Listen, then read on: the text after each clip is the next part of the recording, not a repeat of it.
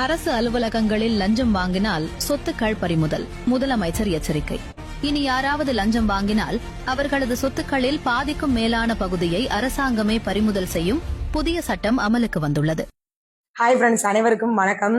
அதாவது நான் விஜயண்ணாவுக்கு ஓட்டு போட்டதுக்கும் இந்த துண்டு போட்டு பேசுறதுக்கும் நான் ரொம்ப பெருமை அடைறேன். ஏன்னா விஜயண்ணா அரசு அதிகாரிகள் லஞ்சம் வாங்குறவங்களுக்கு உடனே நடவடிக்கை எடுக்கப்படும், அவங்களோட சொத்து மதிப்பு அனைத்தும் பறிக்கப்படும் சொல்லியிருக்காங்க. சத்தியமா விஜயண்ணாவுக்கு நான் ரொம்ப ஒரு நன்றி தெரிவிச்சுக்கிறேன் இதுல இருந்து.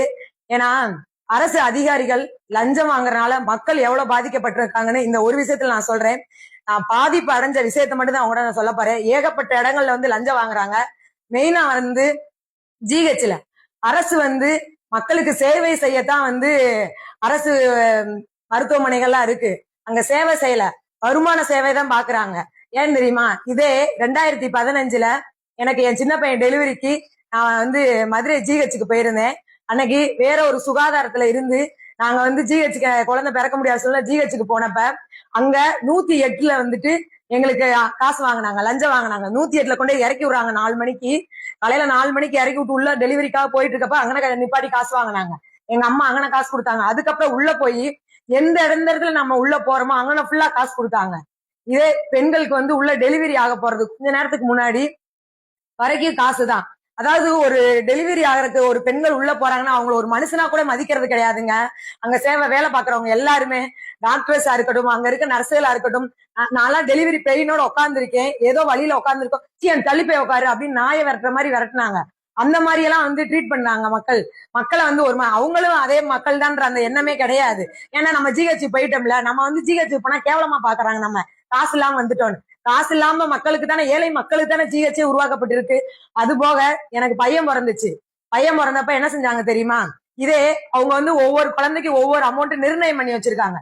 பையன் பிறந்த 1000 ரூபாய், பெண் குழந்தை பிறந்த 500 ரூபாய். அந்த 1000 ரூபாய் அவங்க கையில கொடுத்தாதான் நம்ம பையனை நம்ம கையிலே கொடுப்பாங்க. அந்த மாதிரி சூழ்நிலை எனக்கு பையன் பிறந்து என் பையனை போய் அவங்க கையில வாங்குறப்ப எங்க அம்மாட்ட 1000 ரூபாய் கொடுத்துட்டு குழந்தைய வாங்கிட்டு போ அப்படின்னு சொன்னாங்க. எங்க அம்மாட்ட காசு இல்ல சொல்றாங்க, கேட்கல. அதெல்லாம் தெரியாது, உன்ன காசு இருக்கு இல்ல, எனக்கு 1000 ரூபாய் கையில கொடுத்துட்டு குழந்தைய வாங்கிக்க. அந்த மாதிரி பண்ணி எங்க அம்மா அங்கிட்டு இங்கிட்டு காசை வாங்கிட்டு போய் 1000 ரூபாய் கொடுத்துட்டு எங்க கையில குழந்தைய வாங்கிட்டு வந்தாங்க. அதே மாதிரி டெலிவரி ஆனதுக்கு அப்புறம் அதை கிளீன் பண்றதுக்கு ஆண்கள் பெண்கள் வச்சிருப்பாங்களா, அந்த கிளீன் பண்ற பெண்கள் பேரம் பேசுறாங்க. நீ 500 ரூபாய் கூட 1000 ரூபாய் கூட கழுவி விடுற, இல்லாட்டி கழுவி விட முடியாது அப்படின்னு அப்படியே பெட்ல 1/2 மணி நேரம் 1 மணி நேரம் பெட்லயே உட்கார வச்சிருந்தாங்க. இது எல்லாமே என்னோட வாழ்க்கையில நடந்துச்சு. இன்னைக்கு இப்ப எல்லா இடத்துலயும் லஞ்சம். உள்ள குழந்தை டெலிவரி ஆனதுக்குள்ள உள்ள வார்டுல மாட்டுல இருந்து வெளியே அனுப்புற வரைக்கும் லஞ்சம் மட்டும் தான் கொடுத்தோம். எனக்கு எல்லாம் தெரியும், அவ்வளவு கஷ்டப்பட்டோம் அன்னைக்கு லஞ்சம் கொடுக்க முடியாம. சரிம்மா, அவங்களும் மனசாட்சி உள்ள மக்கள் தானே, கொடுக்க முடியலன்னு அதெல்லாம் இல்ல. அதாவது கவர்மெண்ட் வேலை வாங்கிட்டாலே அவங்களுக்கு ஏதோ ஒண்ணு பெரிய கோட்டையில உட்கார்ந்த மாதிரி அவங்களுக்கு எல்லாம் எண்ணம் தெரியுமா? அப்படி ஒரு ஏழை மக்களை கேவலமா ட்ரீட் பண்றதெல்லாம் நினைக்கிறப்ப அவ்வளவு வயிற்றுச்சலா இருந்துச்சு. இன்னைக்கு 10 வருஷம் ஆச்சு, என் பையன் 11 வருஷம் ஆச்சு. 11 வருஷத்துக்கு முன்னாடி நடந்தது இன்னைக்கு நான் உங்கள்கிட்ட சொல்றேன். இன்னமும் அரசு வேலையில இருக்கவங்க ஒவ்வொருத்தரும் அவ்வளவு கஷ்டப்படுற ஏழை மக்கள் எல்லாம் பாக்குறது இல்ல. யாரு கொஞ்சமா சம்பளம் வாங்குறீங்க?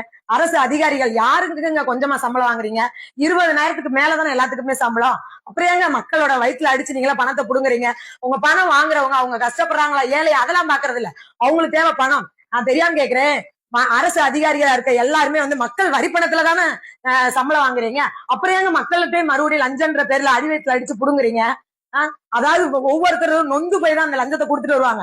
ஐயோ அவங்க கஷ்டப்பட்டு அந்த லஞ்சத்தை கொடுக்குறாங்கன்னு யாரும் நினைக்க மாட்டாங்க. எவை எக்கேடு கட்டு போனா நமக்கு லஞ்சம் வருது, அதை வச்சு நம்ம குடும்பம் சந்தோஷமா இருக்குமா? அதைத்தான் பாக்குறாங்க. அப்படிப்பட்ட இன்னைக்கு திமிரா தெரிஞ்சவங்களுக்கு இந்த மாதிரி விஜயண்ணா நடவடிக்கைகள் எடுத்து இன்னைக்கு அவங்க வயிற்றுல அடிச்சிருக்காருல்ல, அது வரைக்கும் எனக்கு ரொம்ப சந்தோஷமா இருக்கு. உண்மையில இதை கேட்கிறப்ப எனக்கு ரொம்ப ப்ரௌடா இருக்கு. இந்த மாதிரி லஞ்சம் வாங்குறவங்களுக்கு கடுமையான தண்டனைகள் கொடுக்கணும். சொத்து மதிப்புகள் 50% பறிமுதல் பண்ணுங்க, ஃபுல்லாத்தே பறிமுதல் பண்ணணும். யாருமே சம்பாரிச்சு வாங்கல, லஞ்சம் வாங்கிதான் வாங்கி வச்சிருப்பாங்க. உடனே கமெண்ட் பண்ண வந்துருவாங்க. நேர்மையா இருக்கவங்க யாரும் பேச வர வேணாம். நேர்மையா இருக்கவங்க யாரும் நாங்க சொல்லவில்லை, சரியா? அதனால நேர்மையா இருக்கவங்க அவங்கவுங்க அரசு அதிகாரி வேலையை பாருங்க. லஞ்சம் வாங்குறாங்களா அவங்களுக்கு மட்டும்தான் நாங்க இந்த வீடியோ போடுறோம். லஞ்சம் வாங்குறான் ஒரு சாதாரண ஏழையா இருந்த அன்னைக்கு எங்களோட நிலைமை எவ்வளவு பாதிக்கப்பட்டுச்சுன்னு எங்களுக்கு மட்டும் தான் தெரியும். அதாவது டெலிவரி ஆன ஒரு பெண்ணுக்கு நீ காசு கொடு, நான் கழுவி விட்டு கீழே இறக்கி விடுறேன் அப்படின்னு பேசுறாங்கன்னா அப்ப எந்த அளவுக்கு பணம் மட்டும்தான் பேசுது. பணம் மட்டும்தான் அவங்ககிட்ட பேசுறது. மனசாட்சியோ மனித நேயமோ யார்கிட்ட பேச கிடையாது. மனசாட்சி இல்லாத மாதிரி சில ஜென்மங்களுக்கு தான் விஜயண்ணா போட்ட நடவடிக்கையெல்லாம் கடும் நடவடிக்கையா இருக்கு. உண்மையிலே விஜயண்ணாவுக்கு ஓட்டு போட்டுக்கு நான் ப்ரௌடா ஃபீல் பண்றேன். இந்த ஒரு விஷயத்துக்காக ரொம்ப சந்தோஷப்படுறேன். லஞ்சம் வாங்கினதை எத்தனை பேருக்கு நாங்க சொல்ல முடியாம திணறிட்டு இருந்தோம். அன்னைக்கு அந்த அளவுக்கு லஞ்சம் வாங்குறவங்களுக்கு உடனே ஆக்ஷன் எடுக்கிற அளவுக்கு ஒரு ரூல்ஸ் ரெகுலேஷனை கொண்டு வந்திருக்கீங்க.